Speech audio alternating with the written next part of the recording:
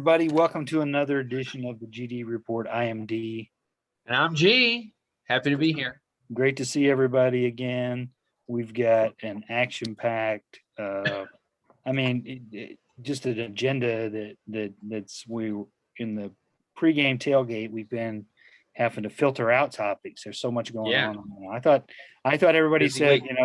I thought the big thing was Sleepy Joe, and there's going to be nothing going on with Joe Biden as president, right? But he's got a lot. Like they always say, Democrats have a lot of cleaning up to do after the elephants. Right. A topic we didn't even bring up was the $2 trillion quote infrastructure plan that the Republicans say is not traditional infrastructure. But we should do a whole show just on that. Yeah, we really should, because it's amazing they want to put 1950s parameters on infrastructure. Yeah, exactly. Give me just 1 second.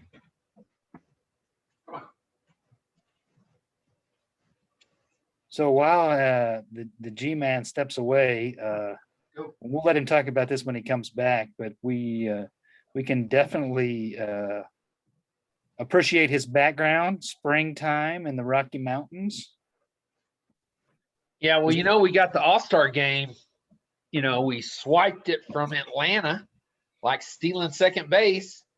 And so I had Coors Field.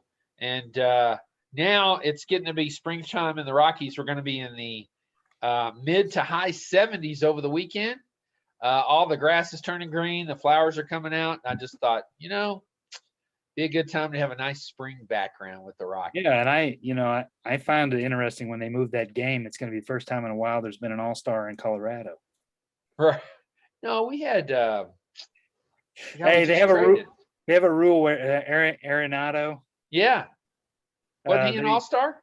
Yeah. They have a rule. Every team gets one. Oh, gotcha. Yeah. So, well, all right. Moffitt's traded him, so I had to take my pot shot at the Rock. So, So we got a busy topic. Like I said, set of topics tonight. Let's start off in Minnesota, where there was we got a verdict this week in the Derek Chauvin trial. Yep. Unanimous verdict. Unanimous verdict. All 3 counts. He was found guilty. Yep. And I think I hesitate to call it a watershed moment, because I think, within 30 minutes of that happening, we had another police shooting. Yeah, well, they had one last night in North Carolina. And so nothing's really changed. Yeah, and I think what people have to understand is that it is a big deal, that a couple of big things. It's a big deal, first of all, that a trial was even brought, because in many times there's no charges even placed. It was a big deal that officers testified against him, fellow officers, right? Because that they have the code of silence that a lot of them won't break, even when they know something's been done wrong. And then the other thing, obviously, is the convictions on all 3 counts. I didn't expect to have all 3 counts convicted. I thought there would be probably 1 count, maybe one of the lessers, but I think that the prosecution did a great job presenting the evidence. Yep. And whereas some of these shootings, tragic and unnecessary in a lot of cases, they're based on split-second decisions. This was a decision that took over the course of 9 minutes and 29 seconds on his neck, let alone all the time before that. Yeah. Well, and to say that he was a threat right up until the time he died is just BS, and the jury saw right through that. So, well, even when the EMTs asked him to get off of him, he was reluctant to get off of his neck at that point, and he at that point was no longer breathing. So we can call it what it is, which is murder. Right. Well, I heard a lot of analysts wondering why Chauvin didn't testify on his own behalf. And the main reason for that is the guy's got more than 20 misconduct complaints against him where he did similar things. So there's no way the defense attorneys were going to let him testify with that kind of record. So it just goes to show. The other thing I wanted to say is this is only the second time in Minnesota history that a cop has been brought up on charges. The other one, an officer answered a 911 call about a woman who claimed she heard another woman being assaulted, and the cop ended up shooting the woman that made the 911 call and killing her. So they put him in jail for murder. That was about 20 years ago, and he's still in jail. So was that the Australian tourist? Wasn't there a tourist from somewhere that got shot?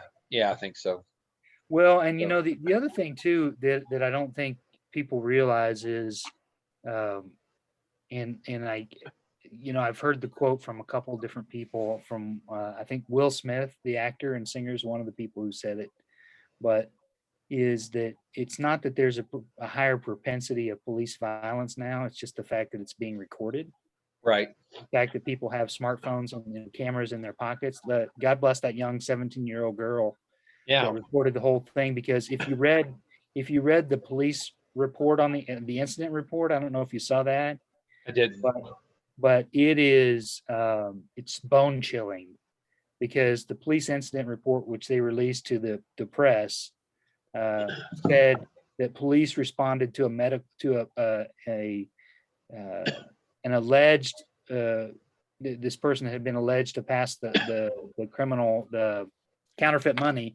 Yeah, counterfeit $20 bill. They responded to this incident and found an individual who was suffering a medical emergency. Oh, right. And so we had to press down on his neck to help him breathe. So just think if that hadn't been recorded. Yeah. If it had been recorded, that guy'd still have a job. Think about how many times it's not recorded. Yeah. And how many times people like Sandra Bland, who got killed in Texas, died in jail mysteriously over a turn signal being out. And you just go down the list of cases where if there wasn't a recording, we wouldn't even know about it. Right. So a good friend of mine last night was checking out a new app, and I happened to be the guinea pig that he chose to test it out on. But the way it works is, and I'm not sure the name of the app, and but he assures me there's an Android version. He has an Apple phone. So the way it works is you download the app and you say, Siri, I'm getting pulled over, and it immediately closes everything on your phone and launches your video and starts recording. Yeah. So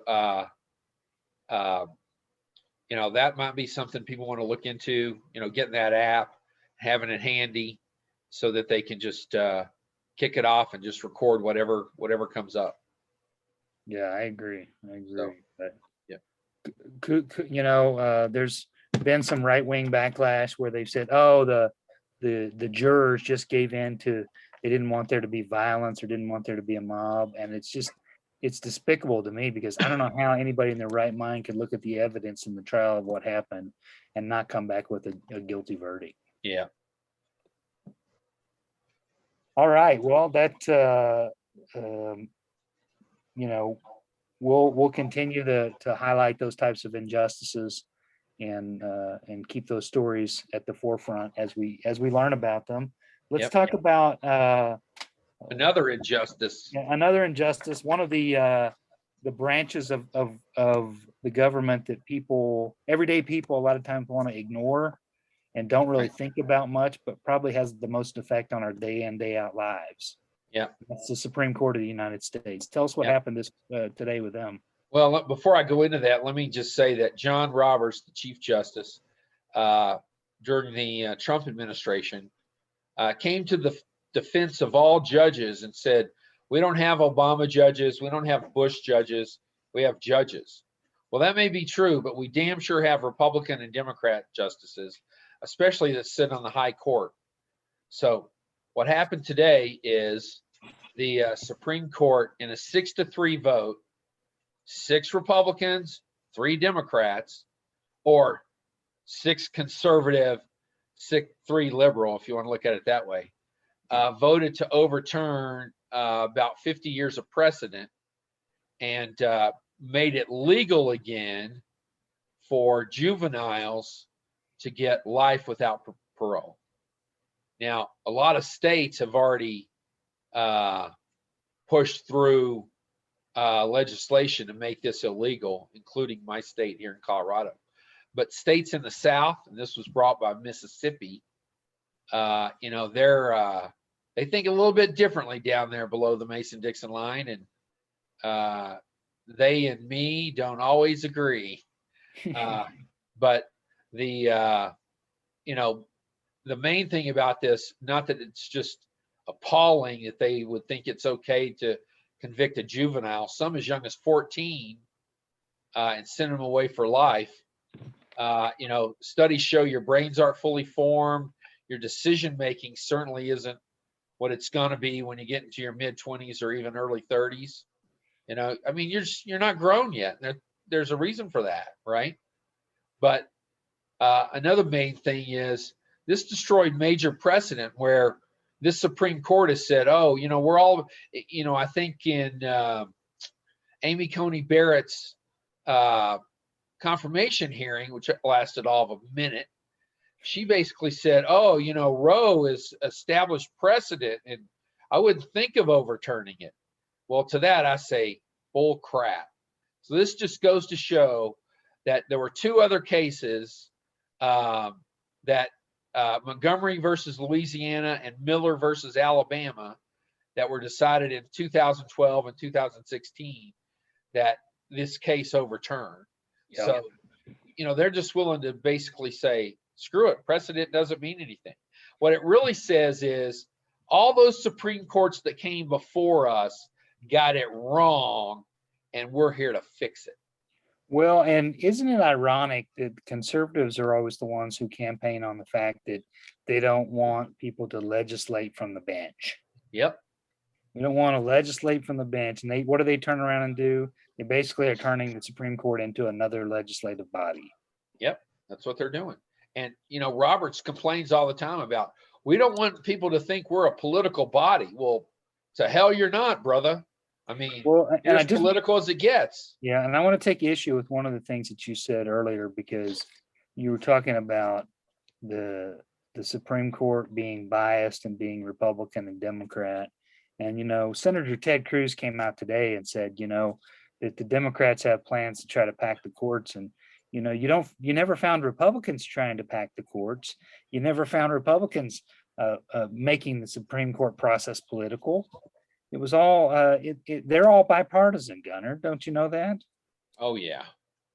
Not like when they held Merrick Garland or Antonin Scalia's seat open for almost a year and wouldn't allow Merrick Garland even a hearing, and when it was Obama's right under the Constitution to nominate that, then turned around and used that seat to nominate Neil Gorsuch, and then nominated Brett I Like Beer Kavanaugh to the additional seat that was Kennedy's seat, who retired, and then once Ruth Bader Ginsburg passed away, jammed through one of the fastest Supreme Court nominees in all of history, and against their own precedent of not doing it in an election year. Yeah, so all that BS they spit out during Merrick Garland. You can stop right there. All that BS they spit out. Yeah, exactly. Yeah. So yeah, that's this kind of stuff too is just, it's the kind of thing that everyday people want to get behind it and say, well, if somebody commits murder as a juvenile, they ought to spend life in prison. But it gets back to mandatory sentencing is not mandatory sentencing, even for adults, is not proper way to run the law, because it's saying one size fits all. Yep. And every situation is exactly the same. And there are no mitigating circumstances at all. You end up with cases like where the homeless guy saw a pair of shoes on a porch and took them because he didn't have shoes, and they called the cops for the guy taking stuff from their house or being around their house, and the cops arrest him. He'd already had 2 felonies, and he gets convicted on a felony, gets life in prison for stealing shoes. Right.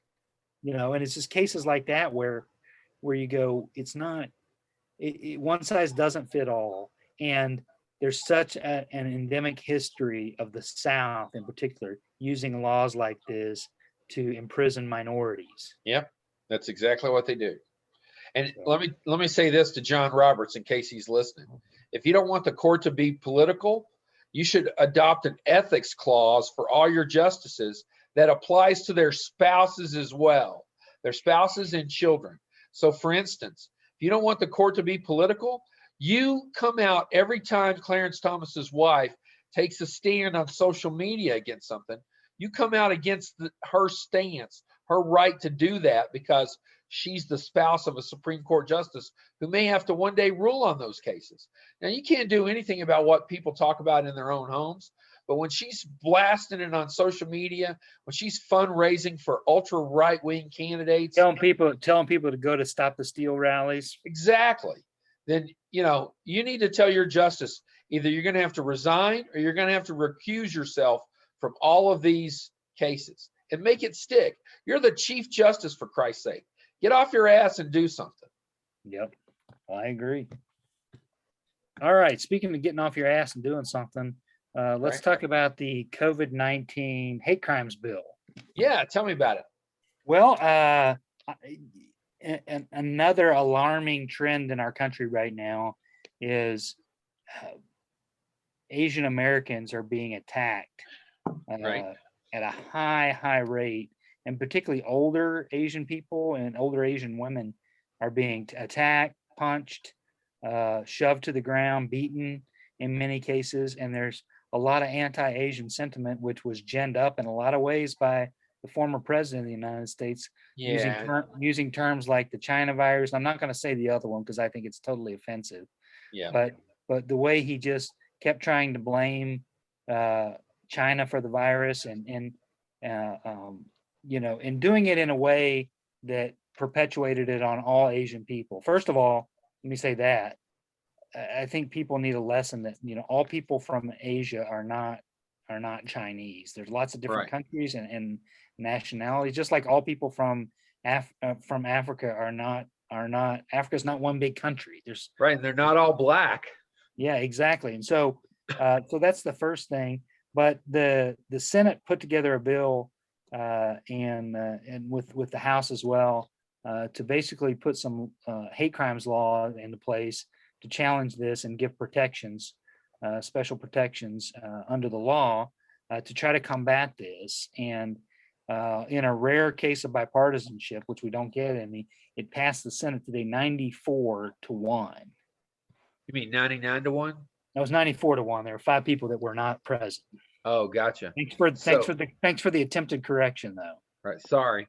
So let me guess. The one. Well, I guessed in the pregame tailgate show that the one was Ted Cruz, but that's incorrect. So tell me who the one senator who had the cojones or stupidity to vote against this. Who was it? He stands united. It's Senator Josh Hawley from Missouri. Shock. Yeah, I mean, shocker.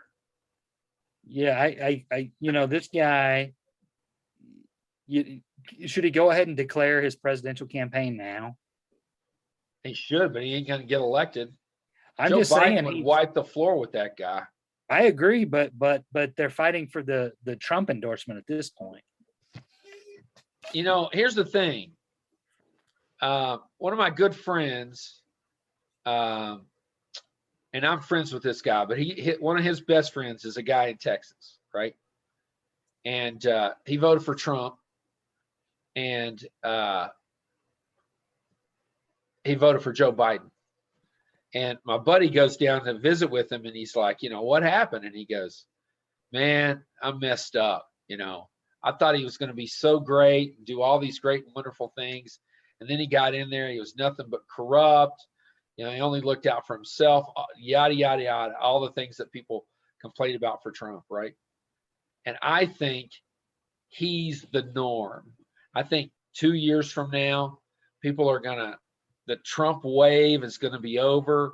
They're going to see what normalcy and civility look like and how productive it can be. Because let me tell you, even though the Republicans, I believe today, launched their infrastructure plan, right, which is about $600 billion instead of the $2 trillion that Biden wants to do. Even though they launched that, Biden's plan is going to get approved. It's going to get approved through reconciliation, Joe Manchin is going to grit his teeth and vote for it, and so is Kristen Sinema, because there's things in there that's going to help Arizona and West Virginia and help them big time, right?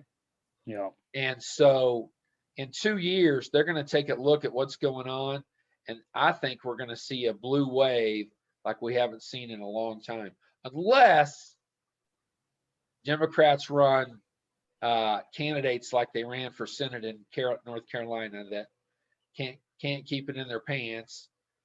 Well, I mean, they had no way. They had no way of knowing he's going to do that. I think I think the big lesson to me, and again, we could probably do a whole other show on this, is the Democrats have to get better at investing in the ground game like they did in Georgia, as opposed to investing in the candidates. Right. Because you can have all the TV commercials in the world, and I don't know how many millions of dollars Jamie Harrison left in the bank because he had more money than he could buy TV or radio commercials. Right. What matters is, do you have an infrastructure to get people out to vote? Yep. And they better be spending money in the Latino communities now. Yeah. So if I were Biden, I'd wait till 2022, after 2022, to open Cuba back up to free travel. If people don't realize, Obama opened it up to free travel, then Trump closed it. The Hispanic population, the Cuban population of Miami and the surrounding area was livid with Obama. They voted for Trump in overwhelming numbers, and I think Biden would get some of that back if he played the game right, didn't open it back up till after 2022. So we'll see. There's a younger group of Cubans that basically they're not tied to the country like their parents were, grandparents were. Well, so, Raul Castro just stepped down too as the head of the party.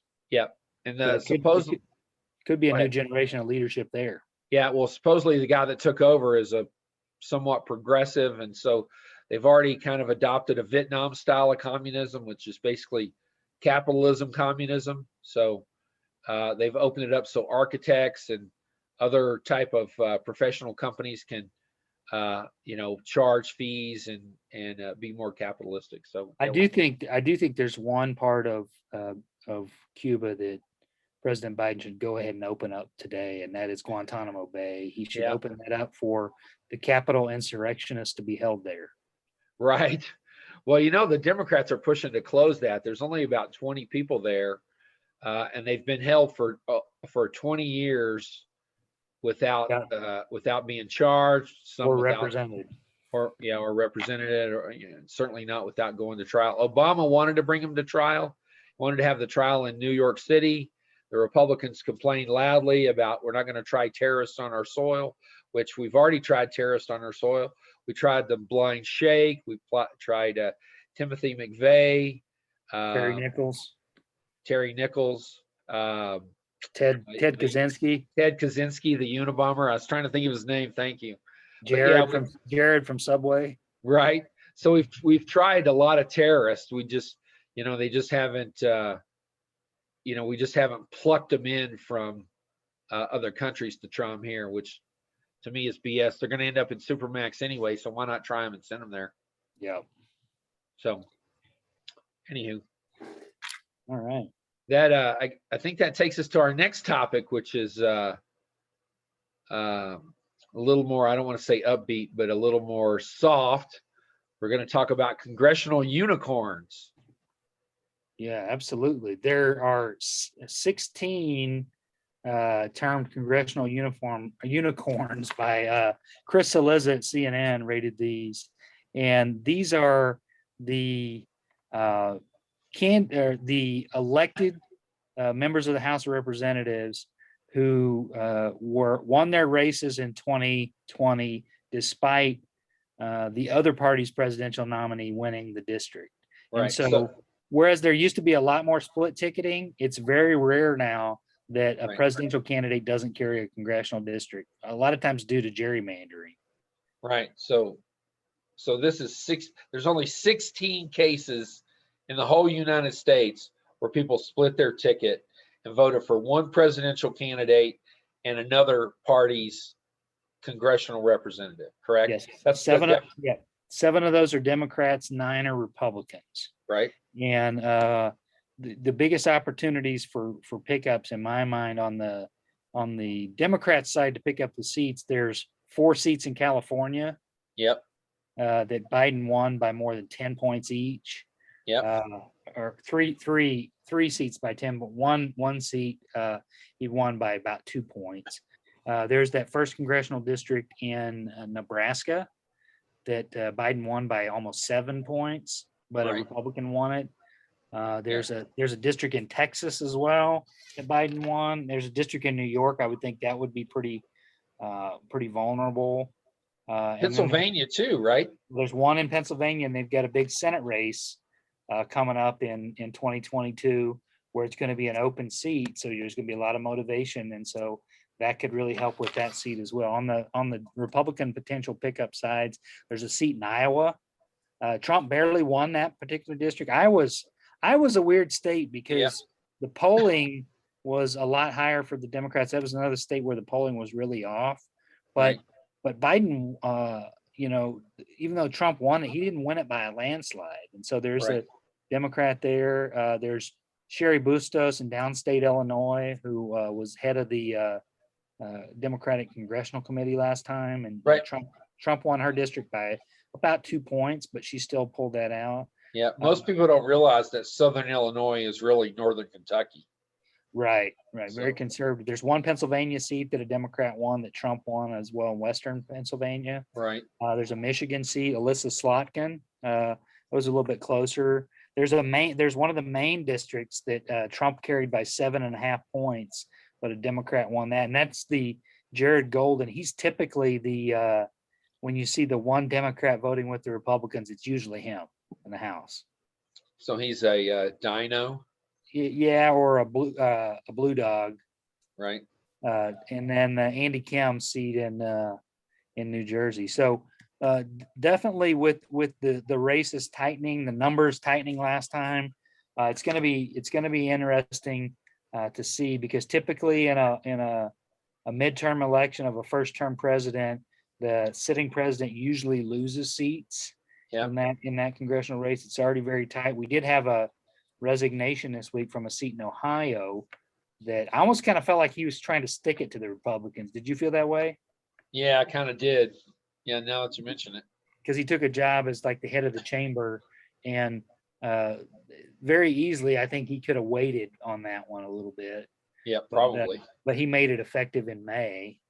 So, but it'll be interesting because to your point, I don't think this is going to be a typical midterm election because I don't either. Of the trauma we all faced for the last 4 years, 2 impeachments, the January 6th insurrection, all the voter repression laws that have been passed. There's lots of people who are going to be really motivated to get out and vote. And I think I'm with you. I think there's potential for a blue wave because the economy is going to be humming at that point. If they get the infrastructure bill through, even close to what Biden's proposing, this economy is going to be humming, because the big thing that was missing in the Clinton recovery and the Obama recovery was government spending. Right. That was the big element, because people want to talk about Reagan and the economy growing under Reagan. The federal government grew at an all-time high rate under Reagan as well. Right. Well, you would think that if you look at economic crises, so if you look at the Great Depression, you look at the Great Recession under Obama, the way we got out of those was, and some would say it took World War II to get us out of the Depression, but we were already well on our way to recovery. The unemployment rate had dropped below 10% by the time the World War II rolled around, because Roosevelt enacted programs like the CCC, the TVA, the WPA, and all of those while they had different focuses, the primary thing was they put people back to work. They were government entities that created jobs. Obama took a different approach, but sort of similar, where he cranked up the printing presses, gave money to states, and told them, go spend it on stuff like highways and things that you need, and that put people back to work, and that got us out of the Great Recession. So you would think that Republicans would learn that you have to spend a little money to make a lot of money. Well, It's true for governments too. Yeah, they're afraid of giving Joe Biden another win. See that, that's what's wrong with politics today. It's because it shouldn't be about giving Joe Biden a win. It should be about giving the American public a win. I agree. And I think Biden understands that, where Mitch McConnell does not. Yeah, I think Mitch wants to play a zero-sum game, just like Kevin McCarthy does. Let's obstruct, and then let's tell people how bad everything is, and how it's like the border crisis. We didn't do anything about it or care about it when Trump was in office, but now that Biden's there, oh my gosh, it's a crisis. Right. So. Yeah, we didn't care about putting children in cages during Trump. It was okay. But now that Trump's not there, it's like, oh my God, we're putting children in cages? Crazy. So that brings us to our last topic, probably the shortest topic of the night, and that's DC statehood. So this is something that Democrats have long sought, have never been able to pull off. They proposed it twice before during the Trump administration. It always died in the Senate. And tell us what you know about it now, D. Well, when you face the fact that that there are many states in the union, Wyoming among them, I believe, the Dakotas as well, Wyoming and Vermont, that have a lot less population than the city of Washington, D.C. does. Right. It takes us back to the foundation of our country, which one of the rallying cries of the Boston Tea Party was taxation without representation. Yep. That King George got to levy all these taxes on tea and stamps and everything else, and did it without us even having any representation, which makes you wonder if the old king would have been smart to say, okay, send over 5 people, we'll let them have seats in Parliament. Would we still be part of that government? Right, we probably would. But so this bill has been talked about for a long time, and I think people are tired of the fact that the district does not have equal representation under the law. Yep. The fact that you hear the Republican objections to it are about as dog whistle can be. Yep. They're saying, oh, it's there's no economy in DC other than government. There's no working class. I heard that. There's no working class. One representative I think it was from Georgia, said there's no working class in DC. There's, Tom Cotton criticized it, said it was nothing like Wyoming. Well, that's true. It's not, lily white like Wyoming is. Right. And so I think it's time DC had statehood. I think it would be great if Puerto Rico had statehood as well. I think we should offer. I mean, if they want to have, their concern obviously is there would be 4 more senators for the Democrats. Well, they say that, but it's crazy because you look at California, used to be a reliably red state when Ronald Reagan ran it. And now it's a reliably blue state. So you just, Texas for 30 years now has been a reliably red state. And they're talking about by 2030, it's going to be totally blue. Oklahoma, when Oklahoma was founded in 1907, until the mid 60s, the joke used to be that we sprayed for Republicans. Right. And now it's almost every position's almost Republican. So it definitely has changes. But what I was going to say was, Guam tends to be a little bit more conservative sometimes in the things that they do. I think we should make Guam a state. I think we should, I think we should. I don't believe we ought to have territories. I think everybody ought to have a say, and they ought to have a vote. That means you got to add the Virgin Islands because we control those. Absolutely. I think they should. I think everybody should have equal representation, and they should be counted as full citizens. Yeah. I agree. And, but here's why it won't pass, right? At least not during this term.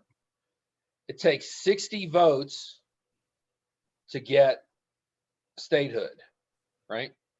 Democrats control sorta 50 of those votes, right? Now there's a good chance Joe Manchin will vote against it. There's a good chance Sinema will vote against it. So now you're down to 48. You need 12 Republicans. You might pick up Susan Collins, Lisa Murkowski, and Mitt Romney. So now you're at 51. You need 9 more senators. I don't see 9 GOP senators voting for it. So then you're left with, well, we could do away with the filibuster. You're not going to be able to get that through because Joe Manchin has already said he's never going to vote for it. So unless you can convince a Murkowski or Collins to switch parties, you're back where you started. You don't have the votes. So this term, I think it's dead on arrival. I agree that I do think it's dead on arrival. I think Manchin's going to start feeling the heat. And I think the Democrats need to force the issue and make them start filibustering some things and see how Manchin really feels about it. Well, I think they need to. I think they need to tell them, hey, realize you're a Democrat in a Republican state, but hey, you're a Democrat, and they sent you up here for a reason. So why not start voting with your fellow Democrats? Because we're going to pass some stuff that's really good for West Virginia that you can go back and campaign on and say, look what I've done for you, right? But if you keep hog tying us, then we're not going to, everything we pass is going to have a minus West Virginia provision, that says none of this can be spent in West Virginia. And then what are you going to campaign on? And we'll take a page out of Trump's book, we'll primary you, and we'll get the guy we want in there, or we'll get a Republican. Either way. So absolutely. Yeah. Didn't they just name the New River Gorge a national park in West Virginia too? I don't think it's a national park. I thought they just named it this year. I thought that was. Oh, you're right. You're right. New River Gorge. Yeah, they sure did. Yep. Yeah. So I mean, that's already something right there for Manchin to crow about. But right. Yeah. And here's the thing, it was a protected area before, and people could say, like, I saw an article about these are the 6 national parks in Colorado you can visit. Well, Colorado doesn't have 6 national parks. It only has 4. We have 2 national monuments. They are not the same. Right. There's a prestige that comes with the name national park. We only have 58 of them, right? So it's a big deal to have a national park in your state. And by the way, every state doesn't have a national park. That's right. So you're right. That is something for Manchin to crow about. Hey, look what we got done. We now have our own national park. So. All right.